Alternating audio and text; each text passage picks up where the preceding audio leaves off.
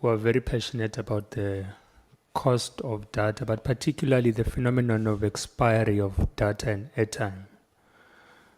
And before this sitting, we've done some outreach to the public for them to submit to us outside of the question of data expiry and airtime expiry and data costs. What particular challenges do they face with mobile network operators? Because we don't speak for ourselves here. I mean, as members of parliament, I can give you a basic example. We operate with cell phones provided by parliament, so we don't necessarily buy data with the frequency that the ordinary South African will.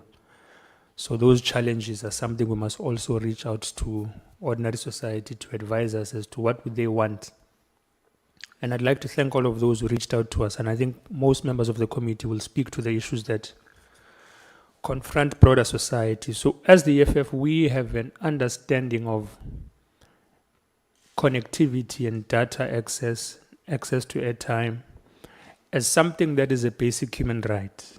So access to information for us, we conceptualize it as something that's a basic human right. You can't survive in South African society without having access to data or connectivity. You can't apply for a job, you can't complain about service delivery, you can't request interventions in terms of ambulance or police, you can't do your schoolwork, you can't apply for school. So it's at the center of everyday living. It's as critical as food. And that is our appreciation of it. So when we raise the concern about data expiring, we're raising it not ignorant to the fact that there might be a financially logical explanation. But from the background that we come from, and you'll appreciate it as well, even though we might be on different aisles ideologically, we know that capital is an explanation for the undermining of human rights in various spheres of society. By capital, I mean private sector. I'll give you an example. A private hospital can justify denying a pregnant woman who's about to give labor assistance because she doesn't have a medical aid. They can justify not assisting someone who has been stabbed or shot because they don't have a medical aid to provide so that they can be given that service. A bank can repossess your house or your car. You might have been paying it for 10 years. You miss a month's installment, they'll take it back. Funeral cover, you can be paying it for 10, 15 years. You miss 1 month and you die.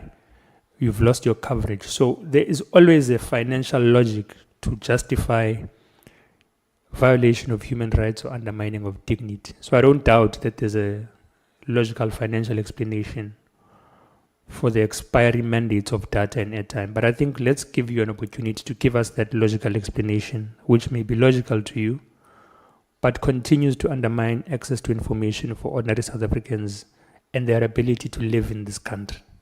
So I want us to appreciate it at that level, that your logic may be sound financially, but it undermines possibly human rights and human dignity as it comes to access to information. So let's get a clear-cut and concise explanation from all mobile network operators as to why do you practice the expiry mandate of data and airtime. What does it seek to achieve? And what impact do you think it has on ordinary South Africans? Why do you not practice? Because the chair said we must also avail solutions in this regard. Longer rollover periods that do not require the user to be the one who applies for the rollover of the data, but automatically they roll over if you say for 3 to 6 months, because it becomes extremely exploitative in the manner that it exists in now. That a person buys data that lasts them 24 hours, 7 hours, a week or a month, because they feel like this is a product that they have purchased. We made a very layman example about perishable goods when we started this debate, so I'm interested in that.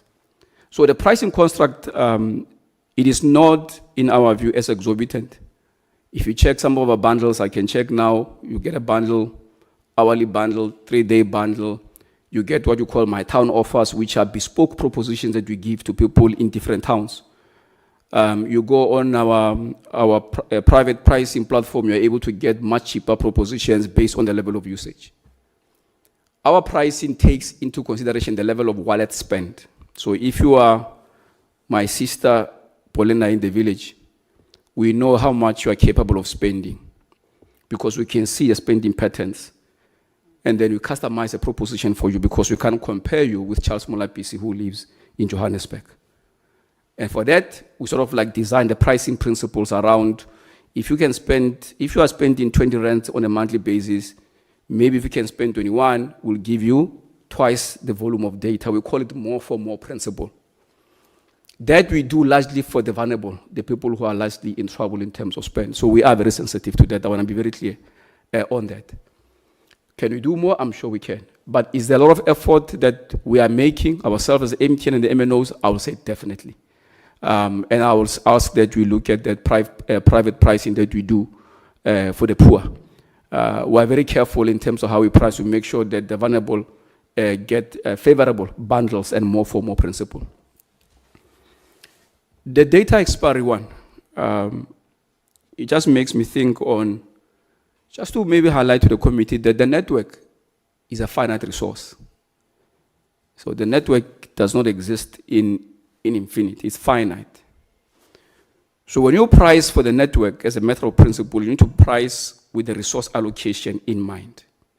So when I price and I create demand on my network, how much of the demand can I be able to sustain and can I be able to support?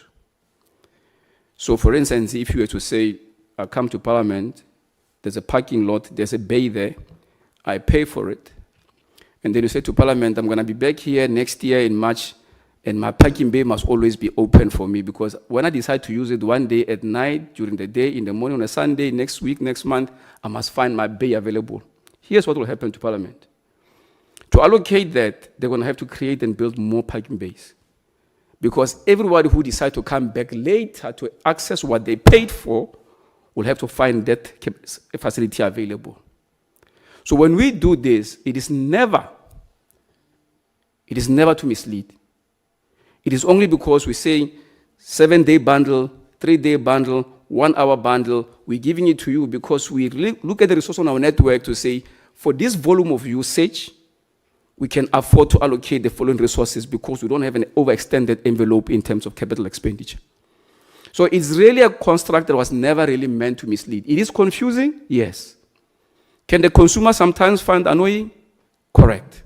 But when you apply the principle of resource allocation and you understand that Parliament cannot leave the parking base to one individual who will come back in the next 12 months and they must find available. If you buy a ticket to Mthatha, you can't say, I'm going to use it again in December next year.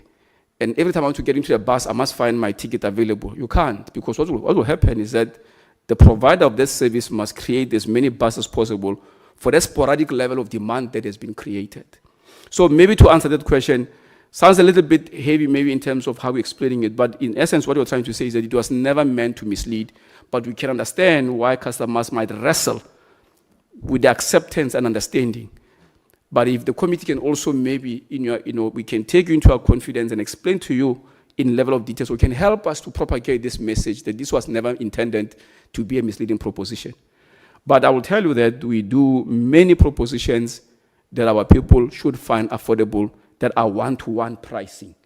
That one-to-one pricing, we call it private pricing, bespoke private pricing, or CVM, customer value management propositions, which allows that we actually monitor your spend and give you according to the size of your wallet so that you don't penalize the poor.